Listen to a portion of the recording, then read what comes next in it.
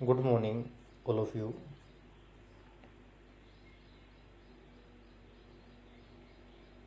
आज का हमारा अध्याय जो हम पढ़ रहे थे संविधान निर्माण, जिसके अंतर्गत हम भारत के संविधान के विषय में पढ़ रहे थे। आज का हमारा विषय है भारतीय संविधान के बुनियादी मूल्य। मतलब वो कौन कौन सी आधारभूत बातें हैं जिनके ऊपर हमारा जो संविधान है उसका निर्माण किया गया है, जिनको आधार बना करके हमारे संविधान का निर्माण हुआ है। तो भारतीय संविधान के जो बुनियादी मूल्य हैं, यानी जो महत्वपूर्ण जो विशेषताएं हैं, वो क्या क्या है। देखिए, इस किताब में हम विभिन्न विषयों पर संविधान के प्रावधानों का अध्ययन करेंगे। अभी हम यही जानने की कोशिश करें कि हमारे संविधान के पीछे का दर्शन क्या है, मतलब संविधान को बनाने के पीछे का उद्देश्य क्या है। यह काम हम दो तरीके से कर सकते हैं। पहला, नेताओं के संविधान संबंधी विचार पढ़कर हम इस बात को समझ सकते हैं। अगर जिन नेताओं ने ये संविधान बनाया और उनके विचारों को अगर हम पढ़ें तो हमें संविधान बनाने का उद्देश्य पता चल जाएगा। दूसरा, परंतु हमारा संविधान समय को अपने दर्शन के बारे में जो कहता है उसे पढ़ना भी उतना ही ज़रूरी है। तो हमें उनके विचार पढ़ने से ज़रूरी है कि हमें क्या है, संविधान को भी पढ़ लेना चाहिए। तो संविधान की प्रस्तावना यही काम करती है। तो अगर हमने खुद संविधान पढ़ना है तो हमें पूरा संविधान पढ़ने की आवश्यकता नहीं है, हमें केवल संविधान की प्रस्तावना को पढ़ना है। प्रस्तावना क्या है? हमारे संविधान की शुरुआत करने से पहले तो उसके शुरुआत में ही प्रस्तावना दी गई है, और इस प्रस्तावना को पढ़ करके हम ये आसानी से पता लगा सकते हैं कि हमारे संविधान के अंदर है क्या। एक तरीके से इसको हम संविधान का इंडेक्स कह सकते हैं। जैसे एक किताब होती है, उसके आगे उस किताब का इंडेक्स होता है, और उसको देख करके हम ये पता लगा सकते हैं कि इस बुक के अंदर कौन कौन से चैप्टर हैं और कौन सा चैप्टर है वो कौन से पेज पे है।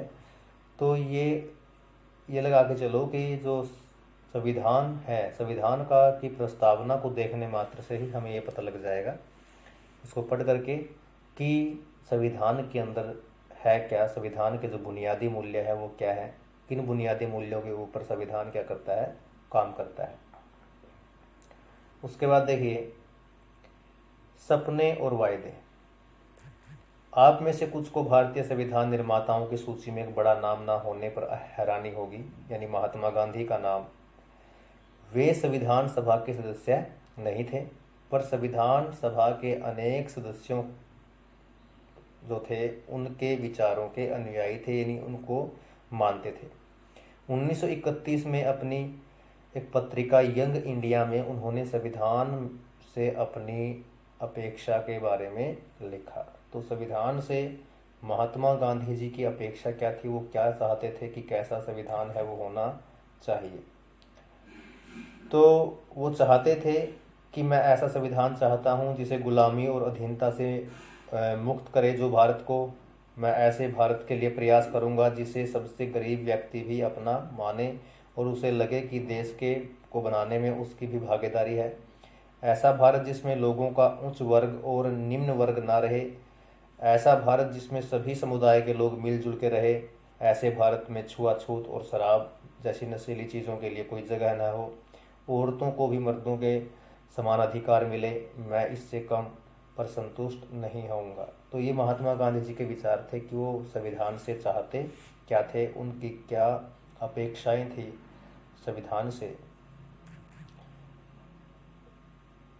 लेकिन जो सपना महात्मा गांधी जी देख रहे थे, तो ऐसा ही एक सपना भेदभाव और गैर बराबरी मुक्त भारत का सपना डॉक्टर भीमराव अंबेडकर के मन में भी था। वो चाहते थे कि ऐसे समाज का निर्माण हो जिसमें किसी के साथ किसी प्रकार का कोई भेदभाव ना हो, सभी बराबर हो।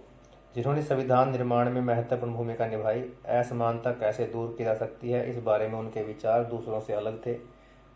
उन्होंने अक्सर गांधी और उसके नज़रिए की कटु आलोचना की, यानी उसकी निंदा की। वो महात्मा गांधी जी के विचारों से सहमत नहीं थे। संविधान सभा में दिए गए अपने अंतिम भाषण में उन्होंने अपनी चिंताओं को बहुत स्पष्ट ढंग से बताया। तो उन्होंने जो संविधान सभा के अंदर जो अपना भाषण दिया था उसमें अपनी जो चिंता थी उन्होंने बताया कि कैसे हमारे देश के अंदर क्या है, जो उच्च जाति के जो लोग हैं उनके पास सभी संसाधन हैं, लेकिन जो निम्न जाति के जो लोग हैं उनके पास संसाधनों का अभाव है। तो कैसे क्या है, तो अपनी जो मन के अंदर उनके जो क्या थी, एक प्रकार का जो डर था, उस डर का जिक्र उसने किया। उसके बाद देखिए संविधान का दर्शन, जिन मूल्यों ने स्वतंत्रता संग्राम की प्रेरणा दी और उसे दिशा निर्देश दिए, जो इस क्रम में जांच परख लिए गए कि वे भारतीय लोकतंत्र का आधार बने, भारतीय संविधान की प्रस्तावना में उन्हें शामिल किया गया। मतलब हमारे स्वतंत्रता संग्राम जो हमारे देश के अंदर हुआ उसमें कुछ ऐसे चीज़ें भारत के लोगों ने सीखी या कुछ ऐसा अनुभव किया, क्योंकि अंग्रेज़ों का शासन यहाँ पे था, अंग्रेज़ों के अत्याचार लगातार भारत के ऊपर बढ़ रहे थे। तो भारतीयों को ये तो एक विचार उनका बन गया कि हमें आज़ादी के बाद क्या क्या चाहिए, क्या क्या हमारे देश के संविधान के अंदर होना चाहिए। तो ये जो विचार है वो पहले ही बन गए थे। भारतीय संविधान की सारी धाराएं इन्हीं के अनुरूप बनी। संविधान की बुनियादी शुरुआत बुनियादी मूल्यों की एक छोटी सी उद्देशिका के साथ होती है, उसे संविधान की प्रस्तावना या उद्देशिका बोलते हैं। अमेरिकी संविधान की प्रस्तावना से प्रेरणा लेकर समकालीन दुनिया के अधिकांश देश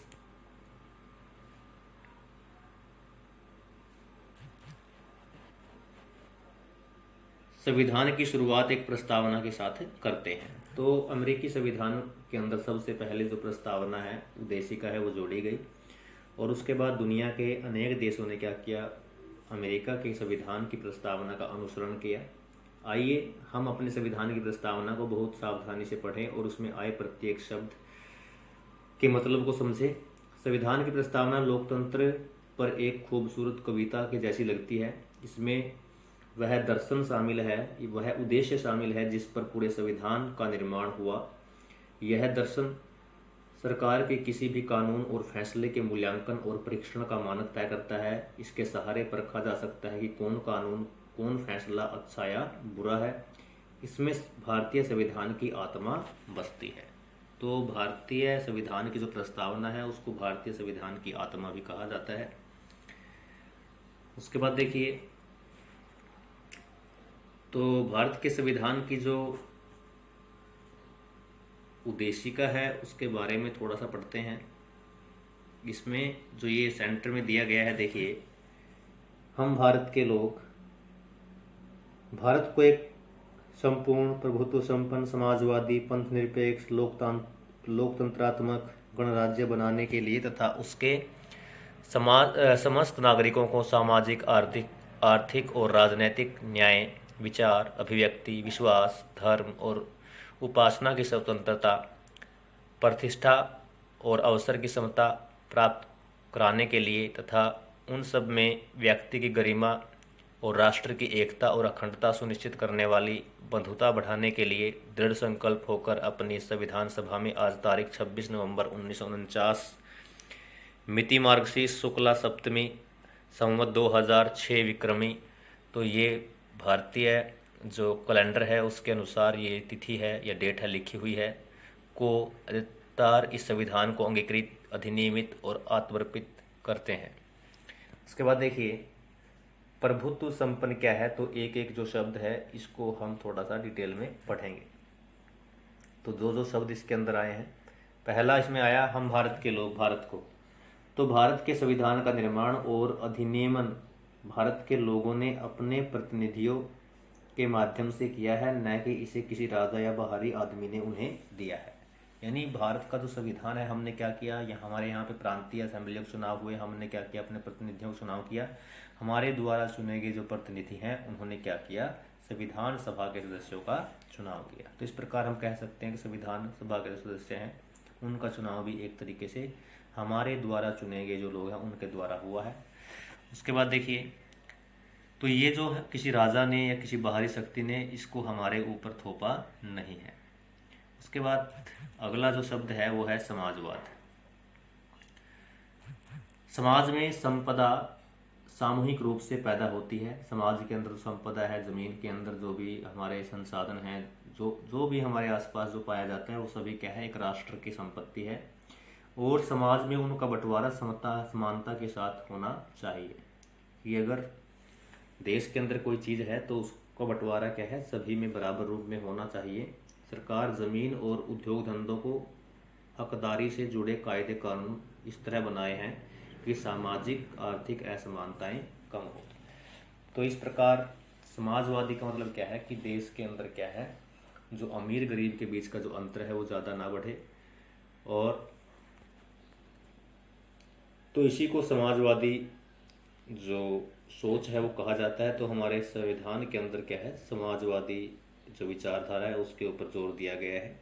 एक है आपका प्रभुत्व संपन्न, लोगों को अपने से जुड़े हर मामले में फैसला करने का सर्वोच्च अधिकार है। कोई भी बाहरी शक्ति भारत की सरकार को आदेश नहीं दे सकती। प्रभुत्व संपन्न क्या है कि अपने मामलों में खुद फैसले लेने का भारत के लोगों को अधिकार है। कोई दूसरा देश क्या है, उसके मामलों में बीच में दखल अंदाजी नहीं कर सकता या उसके लिए फैसले नहीं ले सकता, तो इसको प्रभुत्व संपन्न कहा जाता है। अगला है आपका पंथ निरपेक्ष, कि भारत का अपना कोई धर्म नहीं है। भारत सभी धर्मों को मान सम्मान देता है, सभी धर्मों को मान सम्मान करता है। भारत का अपना कोई राष्ट्रीय धर्म नहीं है। और सरकार सभी धार्मिक मान्यताओं और आचरणों का सम्मान करती है, सभी धर्मों का सम्मान करती है। इसको बोलते हैं पंथ निरपेक्ष, यानी किसी भी धर्म को बढ़ावा ना देना, सभी का मान सम्मान करना। और उसके बाद आता है लोकतंत्र, लोकतंत्रात्मक, सरकार का वह रूप जिसमें लोगों को समान राजनीतिक अधिकार प्राप्त होते हैं। लोग अपने शासन का चुनाव करते हैं, शासक का चुनाव करते हैं और उसे जवाबदेह बनाते हैं। यह सरकार कुछ बुनियादी नियमों के अनुरूप चलती है। लोकतंत्रात्मक मतलब जनता का शासन। तो सरकार का ऐसा रूप जिसमें क्या है, जनता अपने प्रतिनिधियों का चुनाव करती है। तो ये कहाँ पर, भारत के अंदर ही ये संभव है। उसके बाद न्याय का मतलब क्या है कि नागरिकों के साथ उनकी जाति, धर्म और लिंग के आधार पर किसी प्रकार का कोई भेदभाव नहीं किया जाएगा। तो ये भी एक विशेषता है हमारे संविधान की। उसके बाद देखिए स्वतंत्रता, कि भारत के अंदर जो नागरिक जो भी रहते हैं उनको अपने विचार व्यक्त करने की स्वतंत्रता हो, कहीं भी आने जाने की स्वतंत्रता हो, कहीं पर भी अपने उद्योग धंधे या अपना काम धंधा शुरू करने के लिए शुरू कर सकते हैं, इस चीज़ की स्वतंत्रता हो। तो इस प्रकार क्या है, इस पर कोई अनुचित पाबंदी नहीं है। तो ये स्वतंत्रता हमारे संविधान ने हमें दी है। उसके बाद देखिए एक है गणराज्य, कि शासन का प्रमुख लोगों द्वारा चुना हुआ व्यक्ति होगा, ना कि किसी वंश या राज खानदान का। कि हमारे देश के अंदर जो सबसे बड़ा पद है, राष्ट्रपति है, प्रधानमंत्री है, तो उनका चुनाव भी जनता के द्वारा होता है। वो किसी वंश या राज खानदान का जो व्यक्ति है वो नहीं होता है। तो इसलिए हमारा देश क्या है, एक गणराज्य है। समता, कानून के समक्ष सभी लोग समान हैं। पहले से चली आ रही सामाजिक असमानताओं को समाप्त होना होगा। सरकार का हर नागरिक को समान अवसर उपलब्ध कराने की व्यवस्था करे, ये समता है। उसके बाद बंधुता, हम सभी ऐसा आचरण करें कि हम एक ही परिवार के सदस्य हो। कोई भी नागरिक किसी दूसरे नागरिक को अपने से कमतर यानी अपने से कम ना माने और सभी क्या है, एक भाईचारे के साथ रहे, तो उसी को बोलते हैं बंधुता। उसके बाद देखिए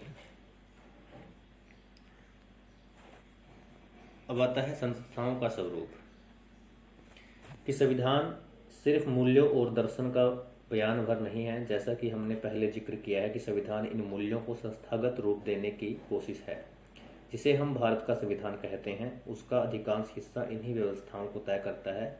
यह एक बहुत ही लंबा और विस्तृत दस्तावेज है, इसलिए समय समय पर इसे नया रूप देने के लिए इसमें बदलाव करने की जरूरत पड़ती है। भारतीय संविधान के निर्माताओं को लगा कि इसे लोगों की भावनाओं के अनुरूप होना चाहिए। तो कहने का मतलब क्या है, कानून किसके लिए होते हैं, इंसान के लिए होते हैं, इंसान कानून के लिए नहीं होता। इसलिए हमारे संविधान निर्माताओं ने क्या किया, लोगों की भावनाओं के अनुरूप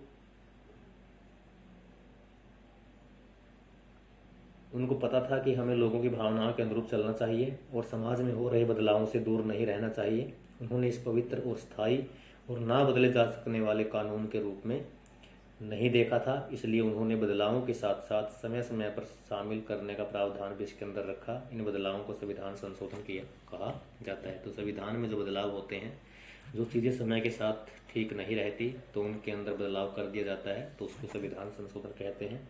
संविधान में संस्थागत व्यवस्थाओं को बड़ी कानूनी भाषा में दर्ज किया गया। अगर आप संविधान जो पहली बार अगर हम संविधान को पढ़ें तो इसे समझना मुश्किल लगेगा, फिर भी संस्थाओं के बुनियादी स्वरूप को समझना बहुत मुश्किल नहीं है। किसी भी संविधान की तरह भारतीय संविधान भी वे नियम बताता है जिनके अनुसार शासकों का चुनाव किया जाता है। इसमें स्पष्ट लिखा है कि किसके पास कितनी शक्ति होगी और कौन किस बारे में फैसले लेगा। साथ ही संविधान नागरिकों को कुछ स्पष्ट अधिकार देकर सरकार के लिए लक्ष्मण रेखा भी तय करता है कि सरकार इससे आगे नहीं बढ़ सकती। पुस्तक के शेष 3 अध्याय में हम संविधान के इन्हीं 3 जो पक्ष हैं इनके बारे में पढ़ेंगे। इसमें इतना ही। धन्यवाद।